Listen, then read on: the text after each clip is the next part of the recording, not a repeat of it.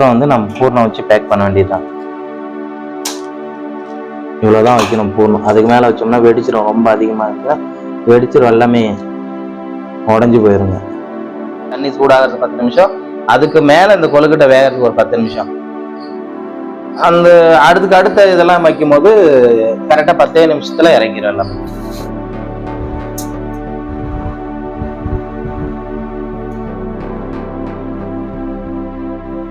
நல்லா வெந்ததுக்கு அப்புறம் இந்த வெல்லம் எல்லாமே உருகிடும். உருகினதுக்கு அப்புறம் சாப்பிட அவ்வளவு டேஸ்டா இருக்கும். வணக்கம், என்னோட பேர் வந்து இளவரசன். நான் கிருஷ்ணகிரி மாவட்டத்துல ஜெகதாப் கிராமத்துல நான் வந்து ஒரு இயற்கை விவசாயியா நான் இருந்துட்டு இருக்கேன் 5 வருஷமா. எங்க தாத்தா ஒருத்தர் வந்து இயற்கை விவசாயம் செஞ்சுட்டு இருந்தாரு. பாரம்பரிய நெல் எல்லாமே நட்டுட்டு இருந்தாரு. பூங்காறு, கருங்குருவை, அந்த மாதிரி விஷயம் எல்லாம் சொன்னார் எனக்கு. அதுல வந்து நான் பூங்கார் நெல்லை வந்து எடுத்து நான் செஞ்சுட்டு இருந்தேன். மதிப்பு கூட்டுறதுக்கு தேவையான அரிசி நிறைய தேவைப்படுறதுனால இந்த கருங்குருவை போட்டிருக்கேன். இதுக்கு முன்னாடி வந்து பூங்காரம் போட்டிருந்தேன். அதுக்கு முன்ன வந்து கிச்சடி நெல் போட்டிருந்தேன், பொன்னி, இந்த மாதிரி மாத்தி போட்டிருந்தேன். லாஸ்ட் டைம்ல வந்து இலப்பு சம்பவம் போட்டிருந்தேன். இது அத்தனையுமே எனக்கு வந்து மதிப்பு கூட்டுறதுக்காக மட்டும்தான் போட்டிருக்கேன். இதுல வந்து ஊடு பயிரா செய்யணும்னு ஆசைப்பட்டு நான் வந்து துவரையும் அப்புறம் தட்டைப்பயிறு போட்டிருக்கேன். அதுக்கு மேல வந்து வெண்டைக்காய் போட்டிருக்கேன். இப்போ நம்ம நிலத்துல பாத்தீங்கன்னா சப்போட்டா இருக்குது. கிட்டத்தட்ட ஒரு 25 வருஷமா இருக்குதுங்க. 25 வருஷத்துல வந்து ஒரு நாளும் இது மருந்து பார்த்தது கிடையாது. இந்த மரங்கள் எல்லாமே இருக்குது. இங்க பாருங்க, அது எவ்வளவு தூரத்துக்கு அது சேமிச்சு வச்சிருக்கும் பாருங்க. இந்த இதுலயே நிறைய ஸ்ட்ரென்த்தா அது எடுத்துக்குது எல்லாத்தையுமே.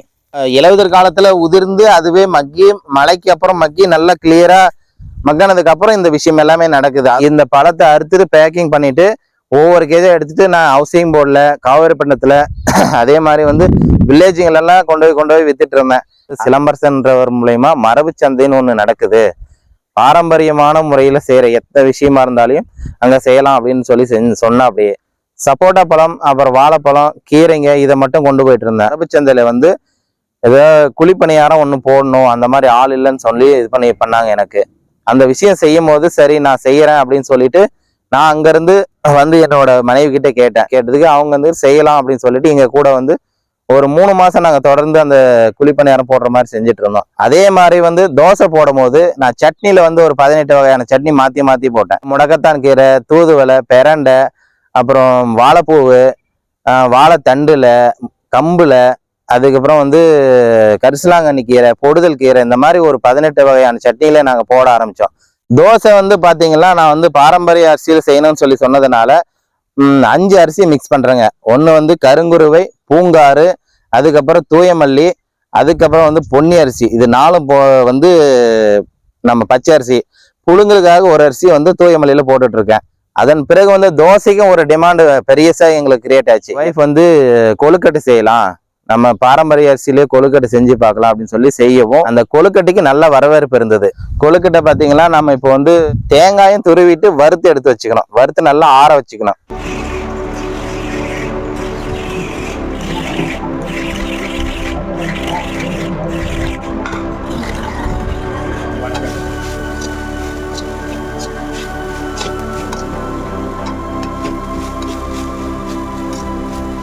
அதுக்கப்புறம் நல்லா ஆற வச்சுக்கணும். ஆறுனதுக்கு அப்புறம் நம்ம வந்து வெல்லம் போட்டோம்னா ட்ரையாவே இருக்கும். இல்லைன்னா இந்த சூட்டோட வெள்ளத்தை போட்டோம்னா வெல்லம் உருகி தண்ணி மாதிரி ஆயிடும். உள்ள பூர்ணம் வச்சு நம்மளால பேக் பண்ண முடியாது.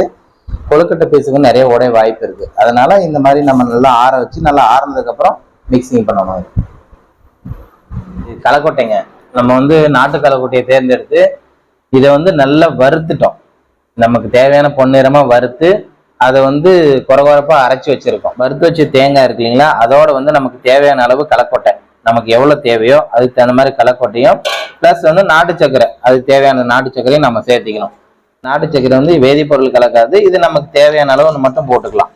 ஏன்னா நம்ம ஸ்வீட் எவ்வளவு தேவைங்கிறது நமக்கு தெரியும்.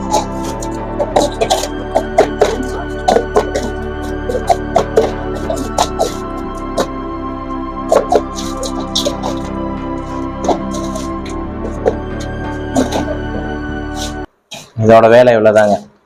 இது கலந்து வச்சுட்டோம்னா இதுக்கப்புறம் மாவு கிளறணும். மாவு சுடுதண்ணி போட்டு கிளறி எடுத்துட்டோம்னா அது நம்மளுக்கு ரெடி ஆயிடும். அதுக்கப்புறம் அதை வந்து தட்டி அதை பூர்ணம் வச்சு பேக் பண்ணி இட்லி பாத்திரத்துல வேக வைக்கிறோம். அதை அடுத்த கிட்டமா பார்ப்போம். இது வந்து பாத்தீங்கன்னா அரிசி மாவுங்க. நம்ம பாரம்பரிய அரிசியான கருங்குருவை, பூங்காறு, தூயமல்லி, அப்புறம் வந்து பொன்னி அரிசி, இந்த 4 அரிசி மிக்ஸ் பண்ணி செஞ்சுருக்கோம்.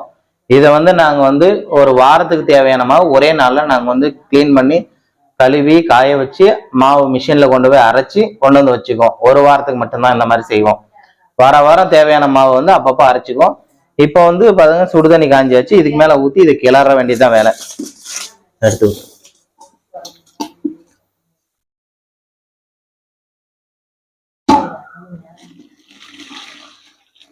இரு.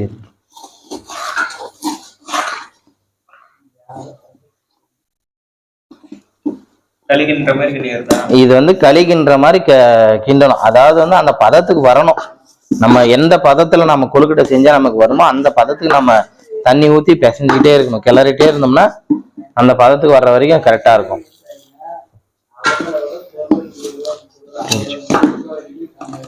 சுடுதண்ணி ஊற்றினா அந்த ஊற்றும் போது அந்த கலர் வந்துடும். நமக்கு அந்த சிகப்புன்ற கலர் வந்து சிவப்பரிசி போடுறோம் இல்லையா, அந்த கலர் வந்துடும். ஒயிட் அரிசியோட கலர் அதிகமா வராது.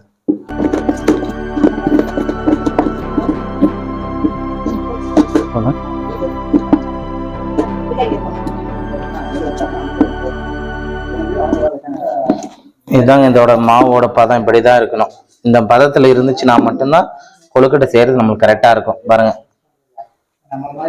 இந்த பதத்துல இருக்கணும்.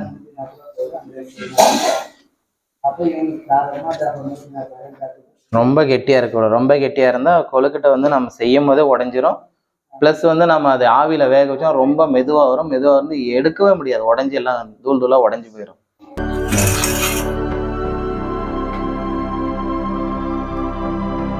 இப்போ வந்து மாவு வந்து எடுத்து தட்டி பேக் பண்றதுதான் வேலைங்க.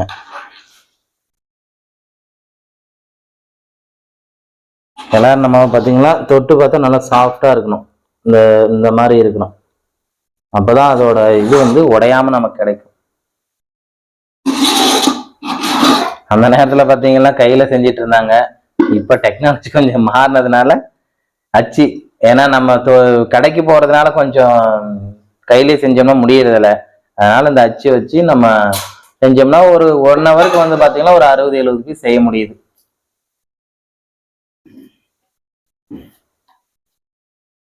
அதுக்கு வந்ததுக்கப்புறம் நல்லா பிசையணும். இந்த மாவு பாருங்க, இது கொஞ்சம் இது பாத்தீங்கன்னா பிசையும் போது அந்த ஏன்னா உடஞ்ச மாதிரி இருந்ததெல்லாம் கூடும். அப்போ நசுங்கும் போது இன்னும் கொஞ்சம் நல்லா சாஃப்ட் ஆகும். இந்த மாவு நல்லா நசுக்கிட்டு ஒரு கொஞ்ச நேரம் இது பண்ணதுக்கு அப்புறம் நசுங்கினதுக்கு அப்புறம் எடுத்து உண்டை பிடிச்சி தட்டி இதுல பேக் பண்ணணும்.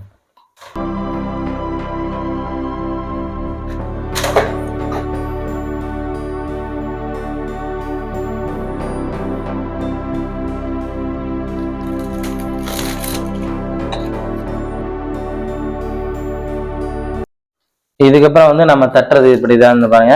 அந்த மாவை வந்து நம்ம எந்த பதத்துக்கு சைஸுக்கு தேவையோ அதுக்கு தகுந்த மாதிரி கொஞ்சம் தட்டி எடுத்துக்கணும். இது தட்டுறாங்க இல்லைங்களா, தப்பம் வந்து பாத்தீங்கன்னா இந்த தப்பத்துல இருக்கணும். இந்த சைஸ்ல இருந்தா மட்டும்தான் அது நம்மளுக்கு வந்து கரெக்டா இருக்கு. இல்லைன்னா மாவு அதிகமா இருந்துச்சுன்னா சாப்பிடும் போது அந்த டேஸ்ட் கிடைக்காது. அப்படி வச்சுட்டுங்களேன். இதுக்கப்புறம் வந்து நம்ம பூர்ணம் வச்சு பேண வேண்டியதுதான். இவ்வளவுதான் வைக்கணும் பூர்ணம். அதுக்கு மேல வச்சோம்னா வெடிச்சிடும். ரொம்ப அதிகமா இருந்துச்சுன்னா வெடிச்சிடும், எல்லாமே உடஞ்சு போயிருங்க.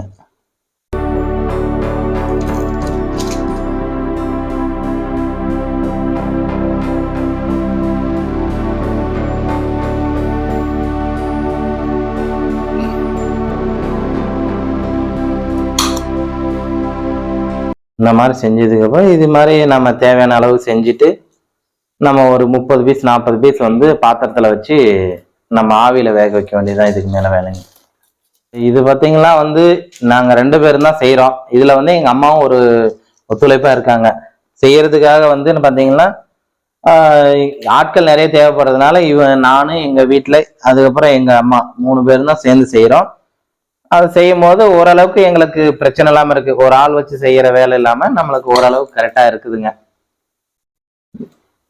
நம்ம வந்து பாத்தீங்கன்னா மரபு சந்தைக்கு போகும்போது பாத்தீங்கன்னா நைட்டு 1 மணிக்கு எந்திரிச்சோம்னா விடிய காலையில 4:30 5:30 6 மணி வரைக்கும் செய்வோங்க கொழுக்கட்டை. பகல்ல வந்து பாத்தீங்கன்னா 12-1 மணிக்கு ஸ்டார்ட் பண்ணணும், 4 மணிக்கு முடிச்சிருவோம். 4 மணிக்கு மேல வியாபாரத்துக்கு கொண்டு போயிடுவோம். அது வேக வைக்கிறதுக்கு கரெக்டா ஃபர்ஸ்ட் வைக்கும் போது ஒரு 20 நிமிஷம் தண்ணி சூடு ஏறி வேகிறதுக்கு, அடுத்த டைம் வைக்கும் போது வந்து ஒரு 10 நிமிஷத்துல எல்லாமே செஞ்சு முடிச்சிருவோம். இது பேக் பண்ணி எடுத்து வைக்கிறதாங்க வேலை வாங்கும். வேக வைக்கிறதெல்லாம் 10 நிமிஷத்துல முடிஞ்சிடும். அது ஆற வச்சு எடுத்து எல்லாத்தையும் வெளியே வைக்கிறது கொஞ்சம் வேலை. ஒரு ½ பாத்தீங்கன்னா வந்து 3/4 மணி நேரம் பாத்தீங்கன்னா ஒரு 40 பீஸ் செய்ய முடியுங்க, வேக வச்சு எடுத்து வைக்கிறது வரைக்கும்.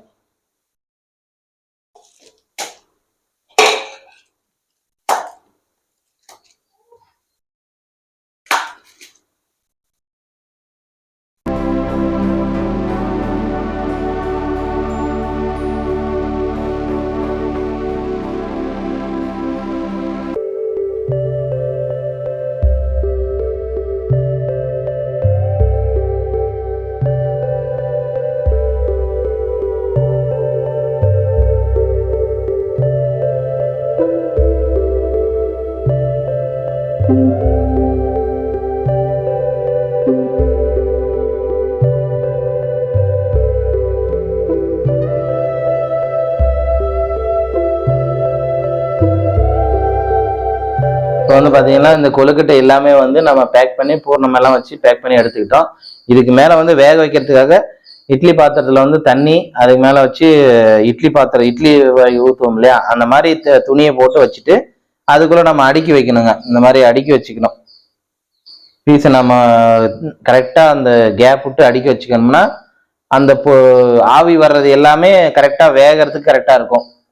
நம்ம அந்த கேப் விடணும். இந்த மாதிரி கேப் இருந்துச்சுன்னா அந்த ஆவி வர்றதுக்கு உள்ள ஒன்னோட ஒன்று ஒட்டி இருக்கிறதும் எல்லாமே வெந்து வெளியே வந்துடும்.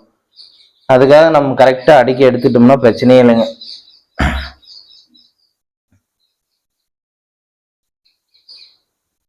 ஒண்ணு மேல ஒண்ணு லைன் போகும். இதுக்கு மேலேயும் லைன் வருங்க. இப்போ இது அடிக்கிட்டோம் இல்லையா, இதுக்கு மேலேயும் வந்து லைன் வந்து இதுக்கு மேலேயும் வைக்கணும். அது எப்படி வைக்கிறேன்னு வைக்கிறேன்.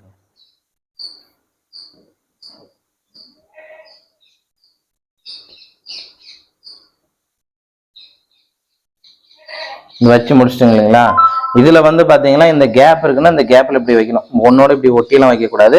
இப்படி கேப்ல வச்சோம்னா நம்மளுக்கு அந்த வேகிறதுக்கு உண்டான கரெக்டான விஷயங்கள் கரெக்டா இருக்கும். இந்த ஆவி வெளியே வர்றது இந்த மாதிரி விஷயமெல்லாம் கரெக்டா இருக்குங்க. இப்போ ஃபர்ஸ்ட் வைக்கும் போது ஒரு 20 நிமிஷம், தண்ணி சூடாகிறது 10 நிமிஷம், அதுக்கு மேல இந்த கொழுக்கட்டை வேகிறதுக்கு ஒரு 10 நிமிஷம். அந்த அடுத்த இதெல்லாம் வைக்கும் போது கரெக்டா 10 நிமிஷத்துல இறக்கிடும் எல்லாமே.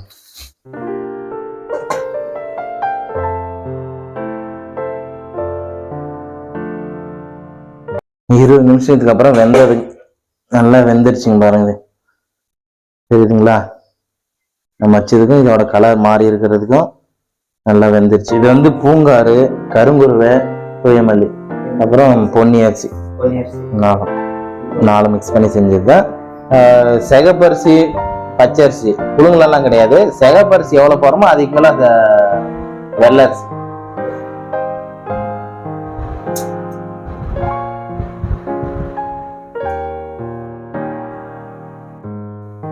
நல்லா வெந்ததுக்கு அப்புறம் இந்த வெல்லம் எல்லாமே உருகிரும். உருகினதுக்கு அப்புறம் சாப்பிட அவ்வளோ டேஸ்டா இருக்கும்.